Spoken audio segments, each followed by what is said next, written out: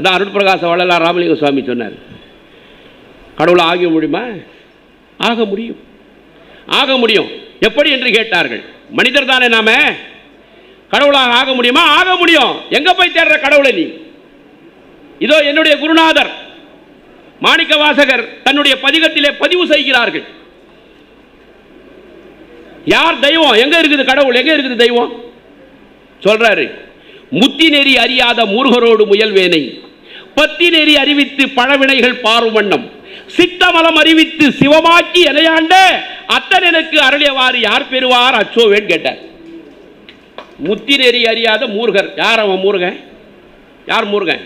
முத்தி நெறி அறியாத மூர்கன். முத்தினா மோட்சம். இந்த மூர்கன் யாருன்னா, மூக்கு, கண்ணு, காது, நாக்கு, இதுக்குதே இந்த ஐம்புலன்கள். இவன் தான் மூர்கன். இந்த மூர்கனை எவர் ஒருவர் அடக்கி விடுகின்றார்களோ அவர்களுக்கு முத்தி கிடைத்து விடுகிறது, மோட்சம் கிடைத்து விடுகிறது. மாணிக்க வாசகர் இதை வழிமொழிந்தவர் தான் அருட்பிரகாச வள்ளலார் ராமலிங்க சுவாமி அவர்கள். முத்தி நெறி அறியாத மூர்கரோடு முயல்வேனை, இதெல்லாம் அடக்கி பார். அடுத்து சொல்றாரு, சித்தமலம் அறிவித்து சிவமாக்கி எனையாண்ட, நானே சிவம், நான் தான் சிவன். யாரு?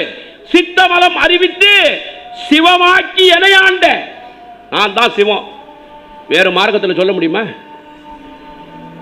வேற மார்க்கத்தில் சொல்ல முடியுமா? நான் தான் அல்லாஹ் அப்படின்னு சொன்னா ஒரே வெட்டு. அரேபியாவில், நம்ம நாட்டிலேயாவது கொஞ்ச நேரம் பொறுத்து வெட்டு, அங்க ஒரே வெட்டு.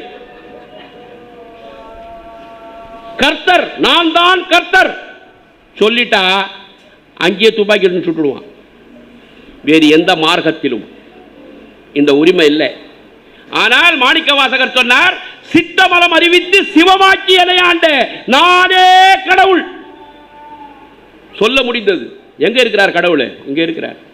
அத்தன் எனக்கு அருளியவாறு யார் பெறுவார் அச்சோவே? அருட்பிரகாச வள்ளலார் ராமலிங்க சுவாமியினுடைய குரு சொல்றாரு, அத்தன் எனக்கு அருளியவாறு யார் பெறுவார்னு ஒரு வினாக்குறி போடுறார். யார் பெறுவாரா?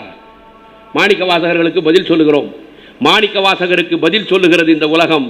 அத்தன் எனக்கு அருளியவாறு யார் பெறுவார் அச்சோவேனா? அருட்பிரகாச